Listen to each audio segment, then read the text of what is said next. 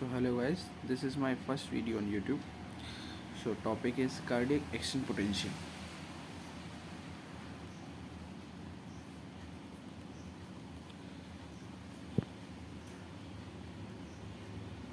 So basically इसमें हम पढ़ेंगे ionic basis of action potential of SA node and ionic basis of fast action potential in cardiac muscle or summary of cardiac muscles and parasympathetic and sympathetic effect on cardiac action potential. The basic source of this is Guyton and Ganon.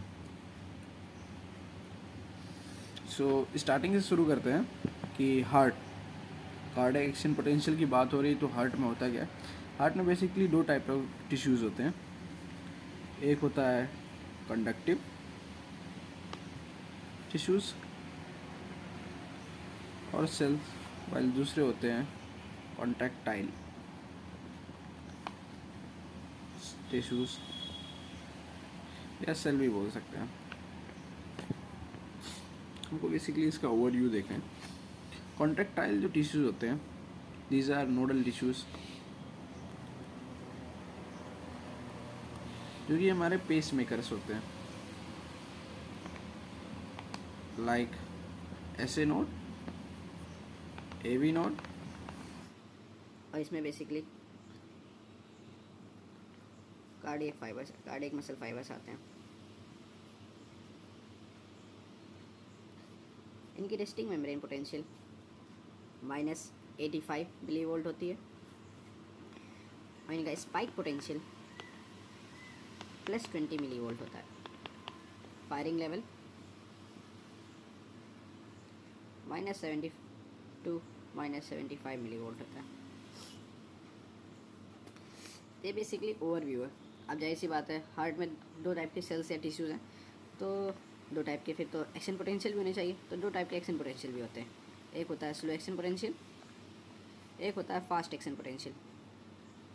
Slow action potential pacemakers होते हैं, while जो fast action potential होते हैं वो cardiac muscles fibre होते हैं.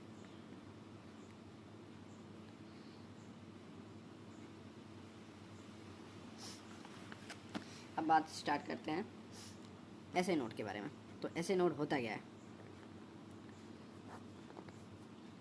SA node एक small flatten ellipsoid specialised cardiac cell होता है.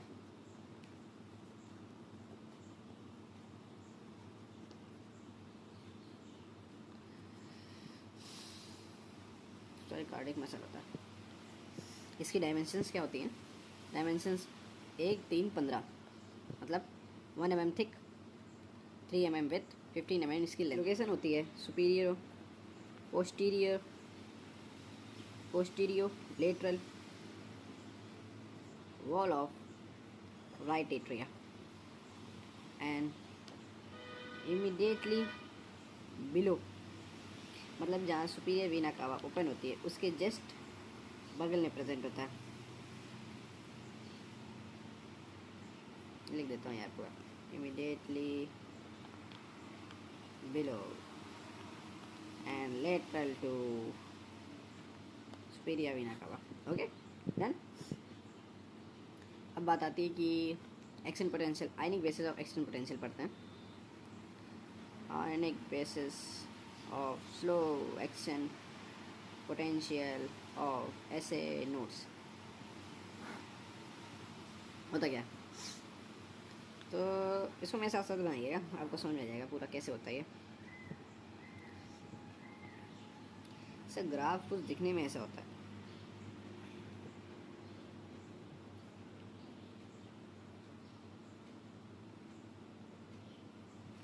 बहुतों के मन में सवाल आ रहा होगा कैसे बन गया भाई. सो हमें ना बताने के लिए -60, -40 और ये मान लो +10. ठीक है. अब ये आया कैसे? तो इसमें बेसिकली इसको बोलते हैं फेज़ 4, इसको बोलते हैं फेज़ 2, इसको बोलते हैं फेज़ 3 और ये दोबारा फेज़ 4. सो इसके पहले बेसिक की कहानी स्टार्ट करते हैं. कि ऐसे नोड में ये एक्शन पोटेंशियल आया कैसे। तो जो सेल मेम्ब्रेन होती है ऐसे नोड्स की, वो परमिएबल होती है for sodium and calcium channels, calcium ion, क्योंकि उसमें कुछ लीकी चैनल्स प्रेजेंट होते हैं ऐसे नोड की सेल मेम्ब्रेन पे, जो कि सोडियम और कैल्शियम को हमेशा अंदर आने के लिए अलाउ करते हैं, जिसकी वजह से उसकी परमेबिलिटी इंक्रीज हो जाती है, जिसकी वजह से जो रेस्टिंग मेम्ब्रेन पोटेंशियल होना चाहिए था -60 पे, वो हमेशा पॉजिटिव की ओर जाने लगता है। यही एक मेन रीज़न होता है कि जो ऐसे नोड होता है उसमें ट्रू रेस्टिंग मेम्ब्रेन पोटेंशियल नहीं होता। क्यों? क्योंकि जो उसकी सेल वॉल होती है, जो सेल मेम्ब्रेन होती है, वो हमेशा, जैसे ये मान लीजिए ऐसे नोड है और इसकी जब सेल मेम्ब्रेन ही सोडियम और कैल्शियम के लिए परमिएबल रहेगी, जैसे मान लीजिए परमिएबल है, तो जो इंट्रा सेलुलर मैट्रिक्स है उसकी नेगेटिविटी कम होती जाएगी और वो पॉजिटिव की ओर जाता जाएगा, पॉजिटिव बढ़ता जाएगा, बढ़ता जाएगा, बढ़ता जाएगा। एक टाइम में ऐसा आएगा कि वो -40 तक जाएगा। -40 इसकी थ्रेशोल्ड लेवल होता है,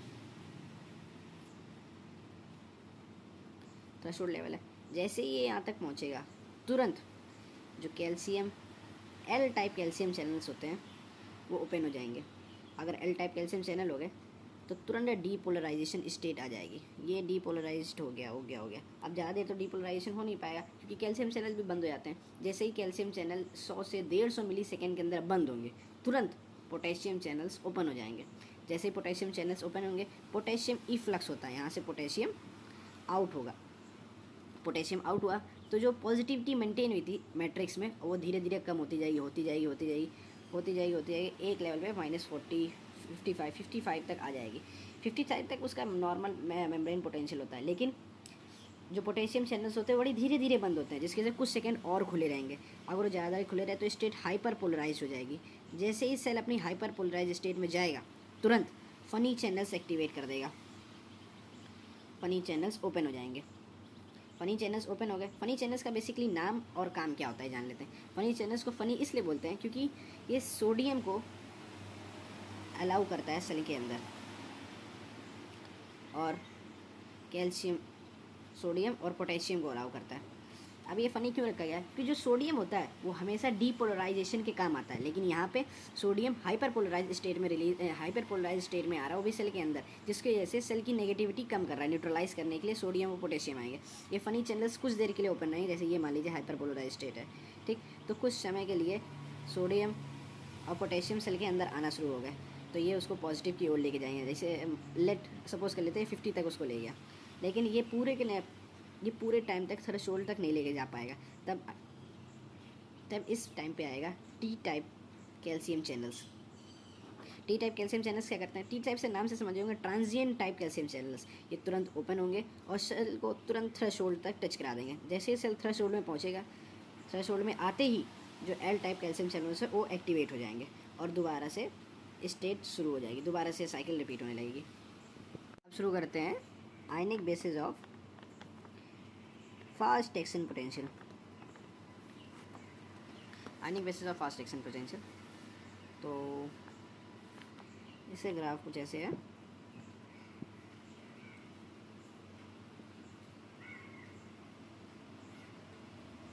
ग्राफ बनाना इम्पोर्टेंट है और उसको समझना और भी ज़्यादा इम्पोर्टेंट है। इस ग्राफ के कुछ फेजेस हैं, जैसे ये फेज़ 4, ये 0, ये 1, ये 2, ये 3 एंड अगेन 4। अब इनके नाम क्या होते हैं ये ओवरव्यू जान लीजिए, ताकि आपको बाद में पढ़ने में आसानी रहेगी। फेज़ 4 इसको बोलते हैं रेस्टिंग मेम्ब्रेन पोटेंशियल, जो कि -90 मिली वोल्ट पे होता है, ठीक, यहाँ हम लिख देते हैं -90। ये हो गया +20, ओके, यहाँ पे कहीं 0 होता है। तो फेज़ 1 को क्या बोलते हैं? नहीं, फेज़ 0 शुरू करते हैं। फेज़ 0 इसको बोलते हैं रैपिड डीपोलराइजेशन।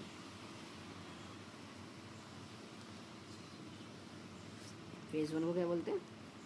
फेज़ 1 होता है इनिशियल और रैपिड डीपोलराइजेशन। ये अलग अलग बुक में अलग अलग टर्मिनेशन दिए गए हैं, इसलिए आप टेंशन नहीं लीजिए। और फेज़ 2 इसको बोलते हैं प्लेटिव फेज़। फेज़ 3 इसको बोलते हैं स्लो रिपोलराइजेशन।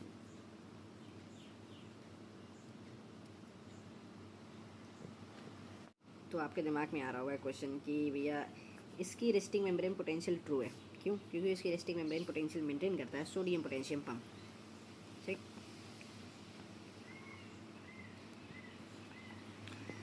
अब आपके दिमाग में क्वेश्चन आ रहा हो कि यार इसकी इतनी ज़्यादा लॉन्ग एक्शन पोटेंशियल क्यों है और इसमें प्लेटिव फेस क्यों आया, बाकी जो ऐसे नोड में ऐसा क्यों नहीं है? डिफरेंस है कि नहीं? देखो दोनों में डिफरेंस समझ में आ रहा होगा आपको। ऐसा क्यों होता है?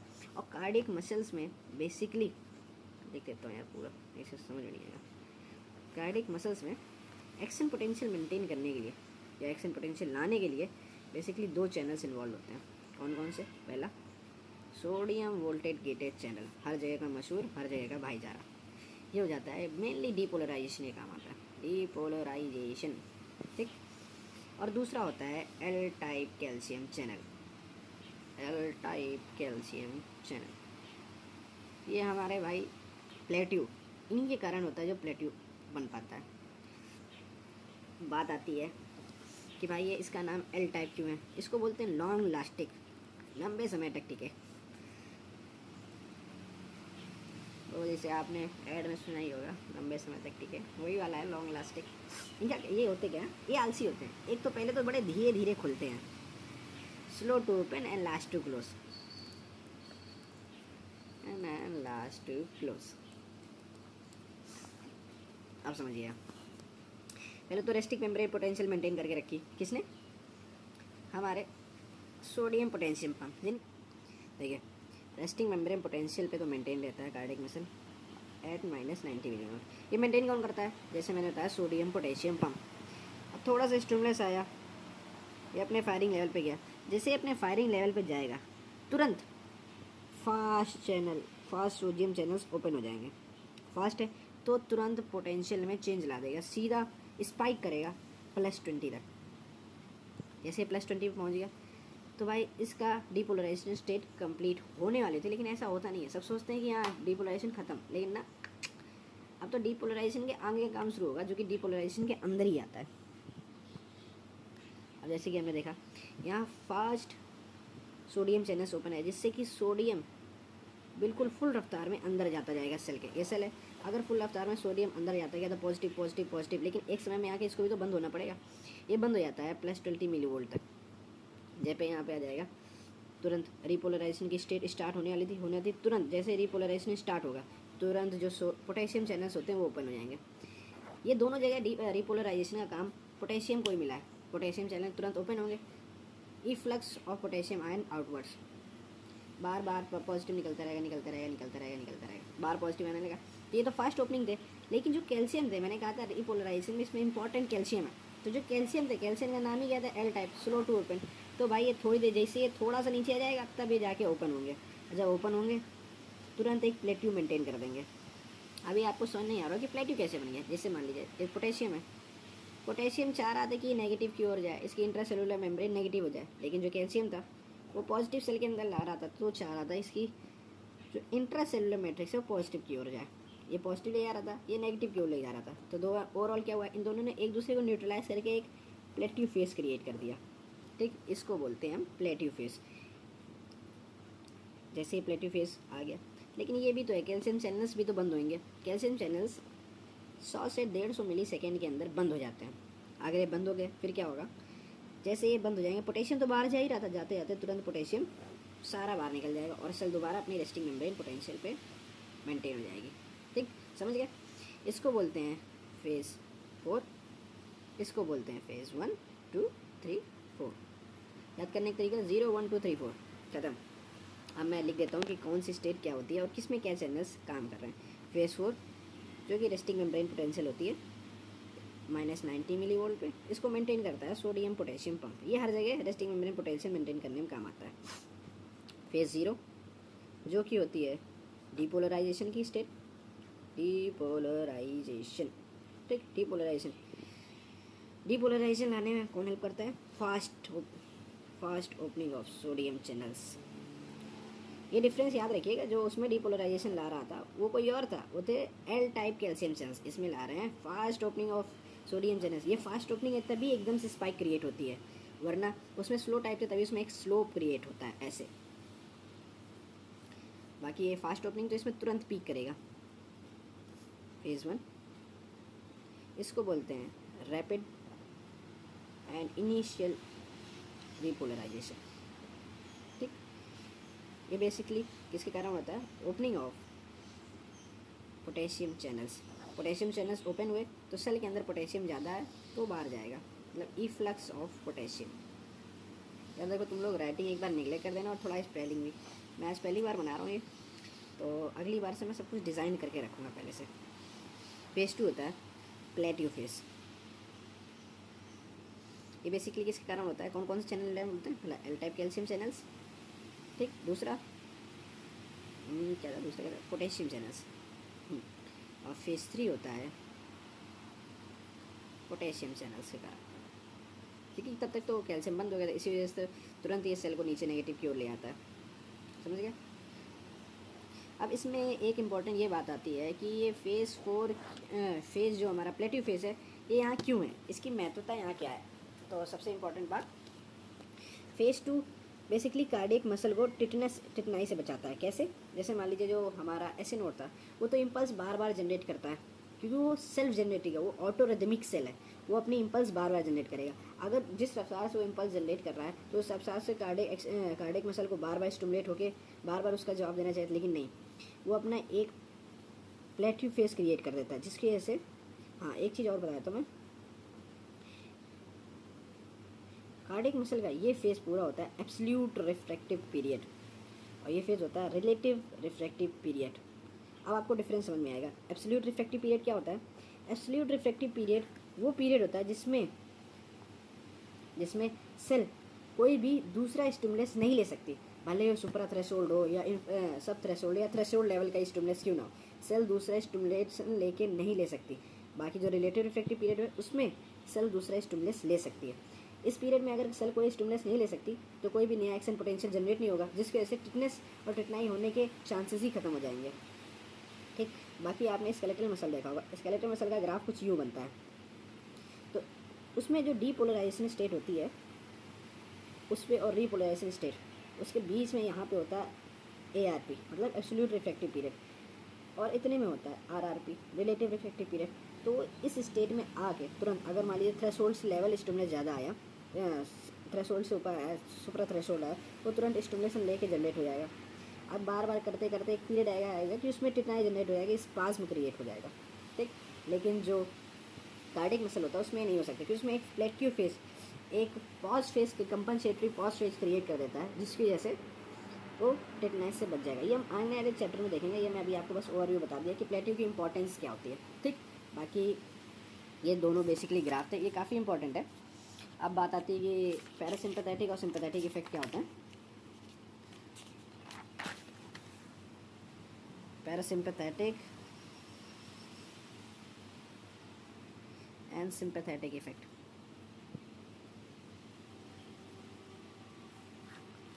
पैरासिम्पैथेटिक का काम होता है ऑन एसए नोड, ये इंपॉर्टेंट है, ये लिख देता हूँ। पैरासिम्पैथेटिक का बेसिकली काम ये होता है कि जो कार्डियक इम्पल्स है या हार्ट बीट है, उनको डिक्रीज़ कर दे। हार्ट बीट डिक्रीज़ करना कैसे करेंगे वो बताता हूँ मैं। पैरासिम्पैथेटिक बेसिकली करता क्या है, एसिटाइल कोलिन रिलीज़ करेगा। एसिटाइल कोलिन जाएगा कार्डियक मसल में,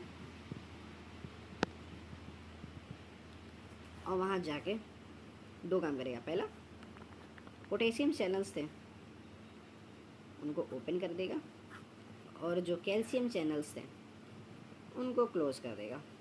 ठीक, और ये ओपन हो गए तो जो पोटेशियम की परमेबिलिटी थी, ये मान लीजिए सेल है, तो पोटेशियम बाहर जाता जाएगा, पोटेशियम बाहर जाता जाएगा। जो सेल में है वो नेगेटिविटी बनती जाएगी, और जो कैल्शियम है जो पॉजिटिव अंदर आ रहा था उसको भी भाई ब्लॉक कर दिया इसने, कैल्शियम को तो ब्लॉक कर दिया, तो सेल में पॉजिटिव आ नहीं पा रहा है। ठीक, और नेगेटिव बढ़ता जा रहा है, जिसकी वजह से एक हाइपर पोलराइज स्टेट क्रिएट हो जाएगी। अगर हाइपर पोलराइज स्टेट क्रिएट हो गई, जिसकी वजह से जो अब सेल को थ्रेशोल्ड लेवल पे जाना था उसमें अब टाइम लगेगा। क्यों?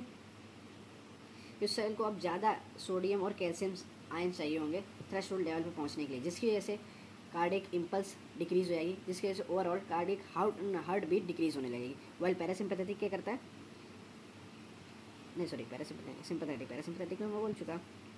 सिंपैथेटिक का काम क्या होता है? सिंपैथेटिक इंक्रीज़ करता है हार्ट बीट। कैसे करता है? जो बीटा 1 एडेनर्जिक रिसेप्टर्स होते हैं उनको इंक्रीज़ कर देगा ये जैसे इंक्रीज़ होंगे, इनका मेन काम होता है ये सोडियम और कैल्शियम की परमेबिलिटी सेल में इंक्रीज़ कर देंगे। अगर इनकी परमेबिलिटी सेल में इंक्रीज़ हो गई तो जो पॉजिटिव चार्ज है वो सेल मैट्रिक्स के अंदर इंट्रासेलुलर लेवल पे इंक्रीज़ होने लगेगा। तो जब अब हमें जब थ्रेशोल्ड लेवल पे पहुंचना होगा, तो अगर मान लीजिए सेल के अंदर पॉजिटिव चार्ज बढ़ गया तो भाई हमको जो जाना था -40 तक, तो अब थ्रेशोल्ड लेवल पे पहुंचना बड़ा आसान हो जाएगा। तो तुरंत सेल पहुंच जाएगा और तुरंत हार्ट बीट जनरेट करने लगेगा, जिसकी वजह से ओवरऑल हार्ट बीट इंक्रीज़ होने लगती है। समझ गया? Thank you for listening me. If you have understand this lecture, please like and subscribe my channel.